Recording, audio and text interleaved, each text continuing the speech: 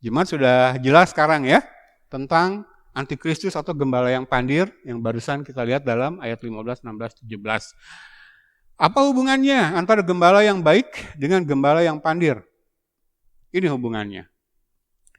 Gembala yang baik, nubuatan yang pertama dari kitab Zakaria adalah kedatangan Yesus yang pertama diakhiri dengan penolakan. Jadi Allah mengirim gembala yang baik, Yesus. Ini dalam nubuatan Zakaria yang pertama. Tetapi gembala yang baik ditolak, disalibkan. Ini terjadi abad pertama. Maka karena umatnya menolak gembala yang baik, lalu Allah memutuskan untuk menyerahkan mereka kepada gembala yang pandir. Tapi ini digenapi secara khusus di akhir zaman, yang kita belum tahu kapan mulainya ya. Kan masih tanda tanya waktunya. Kita menunggu waktu-waktu di mana antikristus dinyatakan, muncul dia mengendarai kuda putih tapi memegang senjata busur. Ya. Baru setelah dia dinyatakan muncul, pasti ketahuan, kita hitung 7 tahun ya. Nah, menolak gembala yang baik Yesus membuat Allah menyerahkan bangsa Israel kepada gembala pandir. Itu maksud dari akhir nubuatan Zakaria yang pertama ya. Pasal 11 ayat 4 sampai ayat 17. Nah, sampai sini udah jelas ya. Nah, tentang diserahkannya bangsa Israel kepada gembala yang pandir, kita agak mundur sedikit ke pelajaran Ordo Eskaton, kitab Daniel ya. Nah, penggenapan diserahkannya bangsa Israel kepada gembala yang pandir atau antikristus, nanti digenapinya realnya pada 3,5 tahun terakhir masa aniaya besar ketika antikristus berkuasa ya. Tapi sebenarnya dalam jalannya sejarah, sejak mereka menolak Yesus, menyalibkan Yesus, tidak henti-hentinya bangsa Israel ini mengalami malapetaka besar. Betul ya? Muncul tokoh-tokoh dalam sejarah yang begitu membenci bangsa Yahudi, menyerang mereka, mencoba membinasakan mereka, bahkan berhasil membinasakan sebagian dari mereka. Kita sudah belajar sosok Hitler. Ya.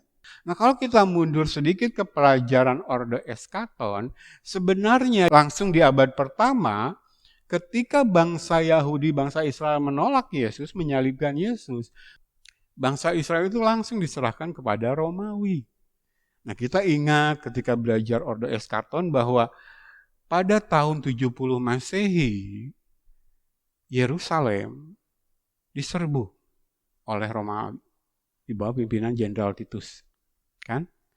Yerusalem dihancurkan, Bait Allah dihancurkan. Dan dalam penyerangan Romawi di tahun 70 Masehi ini, lebih dari 1 juta Yahudi terbunuh.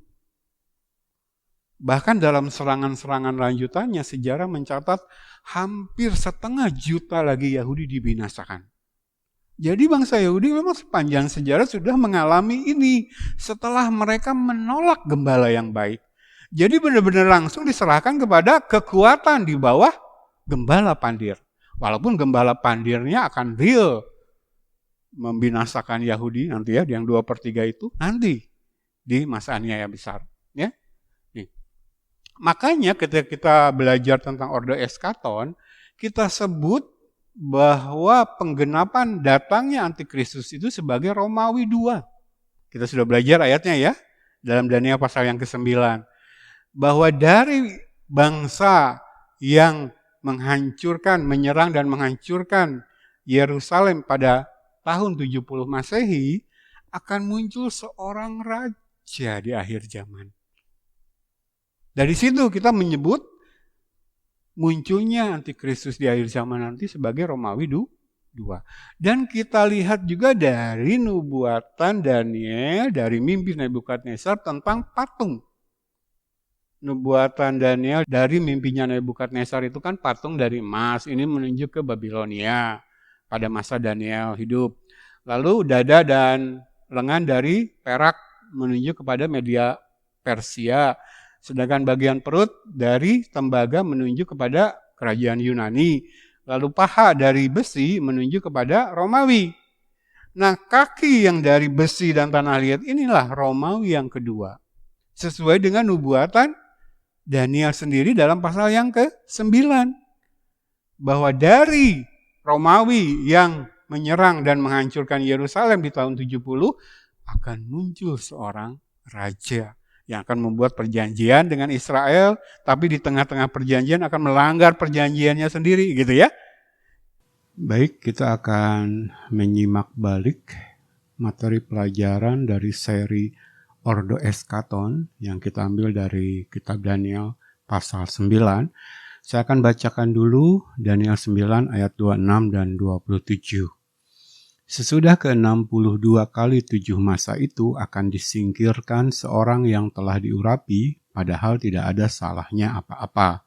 Maka datanglah rakyat seorang raja memusnahkan kota dan tempat kudus itu, tetapi raja itu akan menemui ajalnya dalam air bah. Dan sampai pada akhir zaman akan ada peperangan dan pemusnahan seperti yang telah ditetapkan. Raja itu akan membuat perjanjian itu menjadi berat bagi banyak orang selama 1 kali 7 masa. Pada pertengahan 7 masa itu, ia akan menghentikan korban sembelihan dan korban santapan. Dan di atas sayap kekejian akan datang yang membinasakan sampai pemusnahan yang telah ditetapkan menimpa yang membinasakan itu. Ada banyak kesalah tafsiran ketika orang coba memahami kedua ayat ini dari Alkitab terjemahan bahasa Indonesia. Oleh karena itu saya coba membuka satu Alkitab bahasa Inggris, yaitu Alkitab T4T atau Translation for Translators. Demikian bunyinya. After those 434 years, the leader or king whom God has appointed will be killed unjustly without having done anything wrong. After that, the temple will be destroyed by the army of a powerful ruler. The city and the temple will be destroyed like a flood destroys everything. That will be the beginning of the war and destruction that God has decreed will happen. That ruler will make a strong agreement with many people. He will promise to do for 7 years what he has said in that agreement. But when the time is half finished, he will prevent priests from giving any more offerings and sacrifices to God.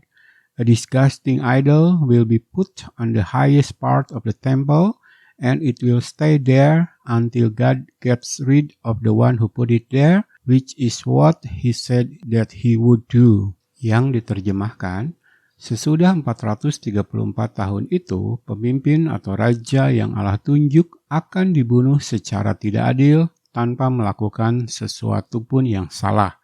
Setelah itu, bait suci akan dihancurkan oleh pasukan dari seorang pemimpin kuat yang akan muncul. Kota itu dan bait suci akan dihancurkan seperti air bah menghancurkan segalanya. Itu akan menjadi awal dari peperangan dan kehancuran yang Allah telah tetapkan untuk terjadi. Pemimpin itu akan membuat satu perjanjian yang kuat dengan banyak bangsa.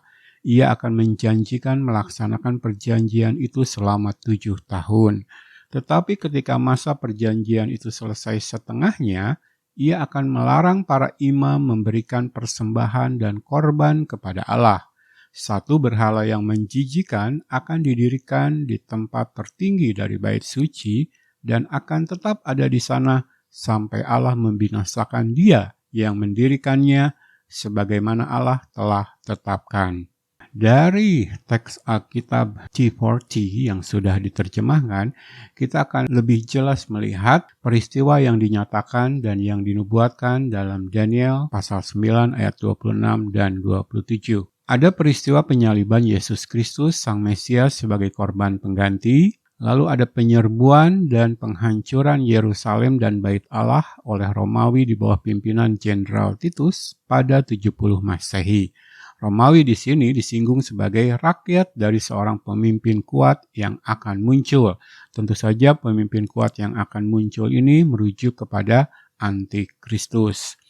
Antikristus Pemimpin kuat ini berhasil mempersatukan seluruh dunia di bawah pengaruhnya untuk mengadakan perjanjian damai 7 tahun dengan Israel, tetapi ia melanggar perjanjian itu di 3,5 tahun awal, menghentikan ibadah Yahudi di Bait Allah ketiga nanti, menajiskan Bait Allah dengan mendirikan patungnya di tempat Maha Kudus, tetapi akhirnya sang antikristus ini dibinasakan oleh Yesus pada kedatangannya yang kedua. Dari teks Daniel pasal 9 ayat 26 dan 27 tadi, coba kita fokus kepada ayat 26b. Di sini dikatakan, rakyat dari seorang raja atau pemimpin yang akan muncul memusnahkan kota dan tempat kudus itu seperti air bah menghancurkan segalanya. Ungkapan memusnahkan kota dan tempat kudus itu seperti air bah menghancurkan segalanya merujuk kepada peristiwa tentara Romawi di bawah pimpinan Titus menghancurkan Yerusalem dan Bait Allah pada tahun 70 Masehi. Maka kata rakyat di sini menunjuk kepada Romawi, sedangkan seorang raja atau pemimpin yang akan muncul menuju kepada antikristus yang akan muncul di masa aniaya di akhir zaman nanti. Wahyu pasal yang ke-6 menuliskannya sebagai penunggang kuda warna putih yang membawa senjata busur.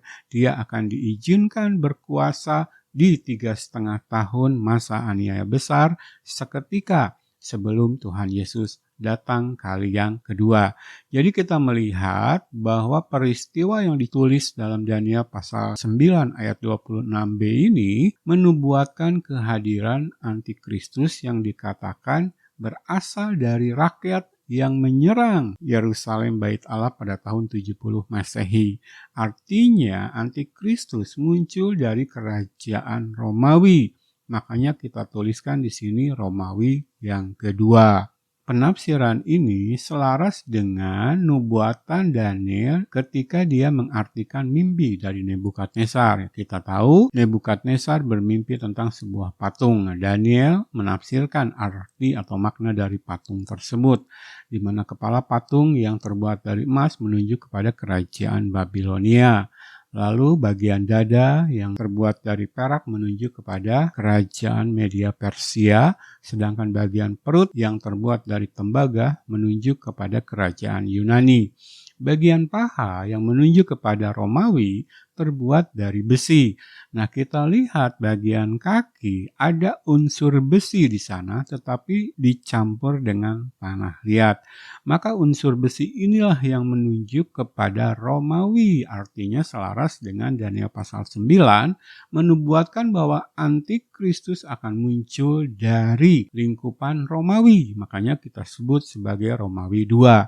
Hanya pada akhir zaman nanti, antikristus akan muncul dari Romawi, tetapi besinya itu sudah dicampur dengan tanah liat. Nah, besi dan tanah liat campuran ini adalah persekutuan atau federasi bangsa-bangsa seluruh dunia di akhir zaman yang akan tunduk di bawah kuasa antikristus.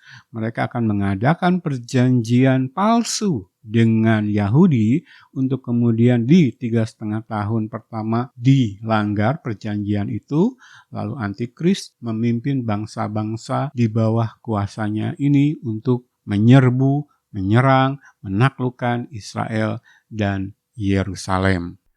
Dan kita lihat kalau kita perhatikan nubuatan Daniel dalam patung dalam mimpi Nebukadnezar ini, kenapa kita menuliskan bahwa Romawi II, ya, kekuatan negara-negara seluruh dunia yang berhasil lewat karismanya antikristus dipersatukan di bawah kekuasaan antikristus itu, mengapa digambarkan seperti besi dan tanah liat campuran? Kalau kita katakan campuran itu kan berarti kualitasnya sudah jelek, rapuh, gampang hancur, gampang lepas ikatannya gitu. Nah, demikianlah Tuhan buat kekuasaan di bawah antikristus. Walaupun kita melihat nubuatan tentang munculnya antikristus itu begitu hebat dia ya. Kalau dalam gambaran kitab Wahyu kan mendapat luka yang hampir membunuh dirinya, tapi kemudian luka itu sembuh, membuat semua bangsa menyembah dia. terkagum-kagum lalu menyembah dia. Itu gambaran antikristus.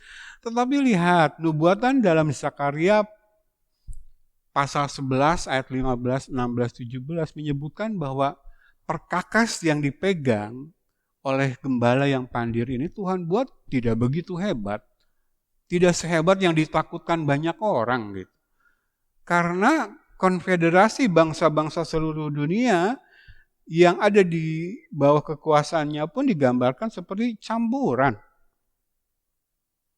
Udah besi, tapi ada campuran tanah liat. Maka nanti satu batu akan datang menghancurkan patung ini lewat kaki. Menubuatkan tentang kedatangan Yesus kan.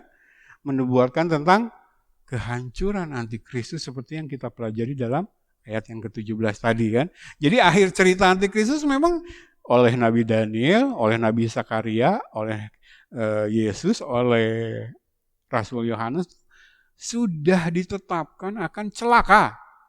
Itu kan tadi yang dituliskan dalam Zakaria 11 ayat yang ke-17. Celakalah hei gembalaku yang pandir ya. Kembali ke sini ya. Jadi di sini asal usul kenapa kita buat Romawi 2 untuk bangsa dalam tanda kutip di mana antikristus ini akan berkuasa ya, digambarkan seperti campuran besi dan tanah liat. Jadi walaupun antikristus nanti berhasil menghimpun bangsa-bangsa seluruh dunia yang membenci Yahudi di bawah kekuasaannya, yang melawan Allah di bawah kekuasaannya, tapi toh persatuan bangsa-bangsa ini tidak sekuat yang dibayangkan orang. Ya. Jadi dari dalam konfederasi atau persatuan bangsa-bangsa ini pun nanti akan kita lihat nubuatan Rasul Yohanes dalam kitab Wahyu akan terjadi peperangan sendiri. Ya, nanti kita belajar ya. Oke, sampai sini jemaat sudah bisa mengikuti ya. Jadi sekali lagi saya review. Ketika kepada bangsa Israel diutus gembala yang baik lalu mereka menolaknya, menyalibkannya, maka sebenarnya seketika sudah tercerai-berai. Karena mereka langsung jatuh ke bawah atau ke dalam kuasa di bawah pengaruh antikristus. Secara rohani ini prinsip yang harus kita pegang dalam kekristenan kita. Kalau kita sudah menolak hukum-hukum Allah, firman-Nya Yesus Kristus, itu tidak ada posisi tengah. Ketika kita di luar Kristus, maka kita ada di dalam pengaruh anti-Kristus. Nggak ada tempat tengah-tengah, posisi netral seperti itu tidak ada. Nah sebenarnya dalam ajaran-ajaran yang digaung-gaungkan oleh gereja-gereja palsu, oleh nabi-nabi palsu di mimbar-mimbar gereja palsu ini, adalah mencoba menumbuhkan kepada jemaat satu kesan bahwa ada posisi netral di situ. Jadi suam-suam kuku terhadap kekristenan itu seolah-olah aman gitu. Padahal Alkitab dengan tegas, kita sudah baca ayatnya berkali-kali. Allah bilang apa? Kalau kamu tidak bersama aku, kamu melawan aku. Ini tidak ada ya tempat netral.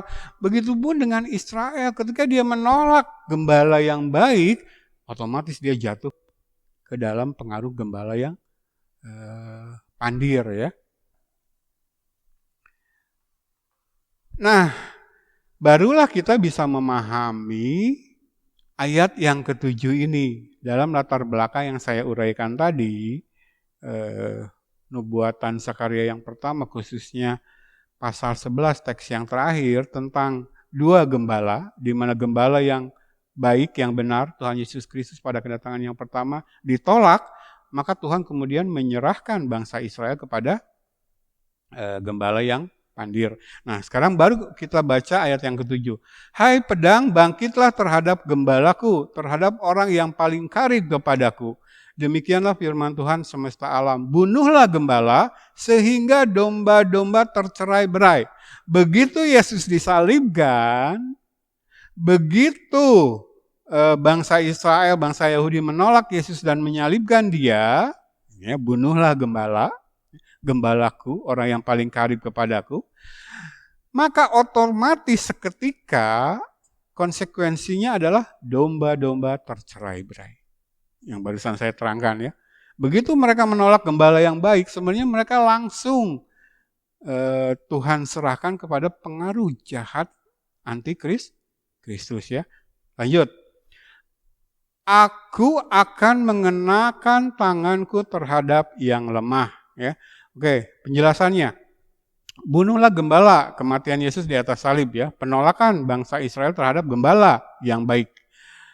Yang kedua, domba-domba tercerai-berai. Ini ya konsekuensi ketika menolak gembala yang baik. Israel kehilangan gembalanya. Gembala yang baik Yesus. Yesus memakai nubuatan tentang gembala dibunuh lalu dombanya menjadi tercerai-berai. Dalam Matius 26 ayat 31 dan Markus 14 ayat 27 untuk menyatakan bahwa kematiannya akan membuat murid-murid meninggalkannya saat dia ditangkap. Digenapi kan? Ketika Yesus ditangkap di Taman Getsemani, murid-muridnya pada lari semua. Bahkan ada satu teks Alkitab menuliskan salah seorang muridnya saking ketakutan melarikan sampai telanjang. Mereka tidak peduli lagi kepada gembala yang baik ini gitu. Ya, termasuk ketika Petrus menyangkal Yesus 3 kali. Termasuk ketika Yudas menjual Yesus dengan 30 keping perak. Jadi ini gambaran yang dipakai oleh Yesus sendiri tergenapi gitu. Nubuatan dalam Zakaria 13 ayat 7 ini. Ketika bunuhlah gembala sehingga domba-domba tercerai-berai mereka. Ya. Nah, bahkan secara bangsa, setelah itu bangsa Israel berdiaspora. Berlari kemana-mana, tersebar ke penjuru dunia. Ya. Ini ayat-ayatnya saya tuliskan tentang berdiasporanya bangsa Israel. Jadi karena mereka menolak gembala yang baik, yang digambarkan oleh Yesus sendiri dalam Matius 23 seperti induk ayam yang ingin mengumpulkan anak-anaknya, lalu dilindungi di bawah sayapnya, diberikan damai sejahtera, tapi mereka menolak gembala yang baik ini, tercerai-berailah mereka. Penjelasan yang ketiga, poin yang ketiga. Aku akan mengenakan tanganku terhadap yang lemah. Perhatikan baik-baik, ini tindakan Allah selanjutnya. Nah ini khusus terhadap bangsa pilihannya Israel. Nah ini yang dituliskan dalam kalimat yang terakhir yang saya kasih tanda warna pink ini ya. Aku akan mengenakan tanganku terhadap yang lemah. Nah Israel sudah dalam keadaan lemah, ini menunjuk kepada bangsa Israel yang sudah tercerai berai ya. Mereka sudah dalam keadaan lemah sekarang. Karena salah mereka sendiri menolak gembala yang baik gitu kan. Tetapi Tuhan tidak akan meninggalkan mereka. Tuhan ingat perjanjiannya kepada Abraham. Maka aku akan mengenakan tanganku terhadap yang lemah. Terhadap bangsa Israel yang karena menolak gembala yang baik dibuat cerai-berai. Nah kalimat terakhir ini kalau lihat Alkitab bahasa Inggris dituliskan I will turn my hand against the little ones. Atau against ini bisa diterjemahkan upon. Ya, jadi I will turn my hand against the little ones. I will turn my hand upon the little ones. Ini penjelasannya ya. Allah akan memelihara Israel dengan cara mendisiplinkan. Ini ya, against itu melawan kan. Jadi Allah akan mengangkat tangannya untuk melawan Israel, mencerai-beraikan, mendisiplinkan, menghakimi, memberikan penghukuman karena mereka menolak gembala yang baik. Tetapi ingat, kata mengenakan tangan ini juga bisa diterjemahkan upon dalam bahasa Inggris. Jadi Allah akan memelihara Israel dengan cara mendisiplinkan, tetapi kemudian menyelamatkan Israel. Menurut perjanjiannya dengan Abraham, Ishak dan Yakub. Coba biar jemaat menangkap. Jadi ketika gembala yang baik diutus, Israel menolaknya, menyalibkannya, maka tangan Tuhan terangkat terhadap mereka. I will turn my hand against my people, the little ones. Israel akan dihukum. Nah, kita sudah lihat dalam perjalanan sejarah, seperti yang saya tadi uraikan panjang lebar. Israel memang menderita, sampai hari ini menderita. Kita ingat serangan Hamas 7 Oktober tahun lalu. Kan? Ini loh. Penggenapan nubuatan Nabi Zakaria bahwa Allah mengangkat tangan terhadap mereka, against, melawan mereka. Penghukuman jatuh ketika Israel melakukan hal yang tidak berkenan kepada Allah.